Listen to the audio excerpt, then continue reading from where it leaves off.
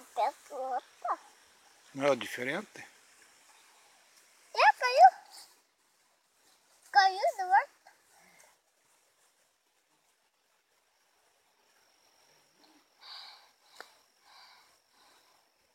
Tá difícil. Tá caindo. Cai. Só fica caindo. Caindo. Essa frasquinha fica muito grande.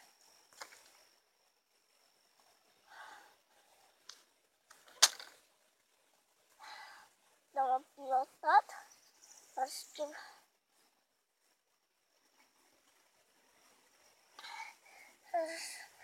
Pode expor aqui. E essa seta aqui grande aqui. E a tua seta? Tá aqui. Ah, essa é tua? Essa. E você sabe acertar com essa? Essa aqui não é... Acertei uma já. Acertou, né? Acertei uma. Tá. Me dá outra que é outra fura.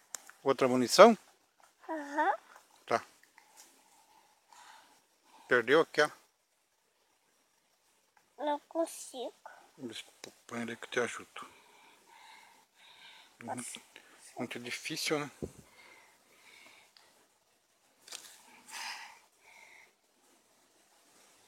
Pronto. Segura, filho. Viu? Foi longe. Agora mais uma seta. Pode ser. Olha o tamanho do rapazinho aqui. 1, 2, 3, 4, 5, 6 dedos. Dá 6 desse. É bem pequenininho. Agora eu quero mais uma seta só. Mais uma, você quer? Ó. Eu não consigo. Ah, você quer que eu arrume pra você? Cadê a munição? Eu não sou. A munição? Tá, deixa eu arrumar pra você aqui. Pronto. Pegue bem firme ali. Tá bom?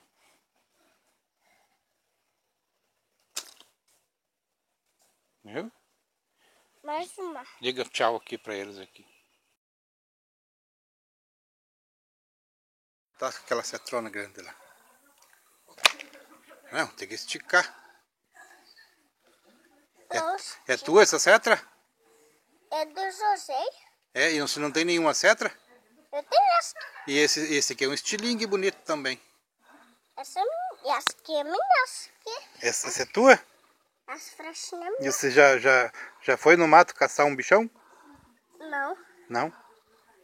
Não. Como que é teu nome? John. Jonathan? E É. esse carrão. Esse carro? Isso é de um homem. Dá uma flecha pra você. Esse não é uma flecha, esse aqui é uma cetra. Uma cetra. E o pequeno, a cetra do menino aqui. Uma cetrinha pequenininha. É isso aí, pessoal. Sou José Carlos, do canal Senhor do Estilingue. Mais um menino aí de menos de 1 metro, amante das cetras, dos estilingue. Ah, você quer ver você? Sim. Ó, então...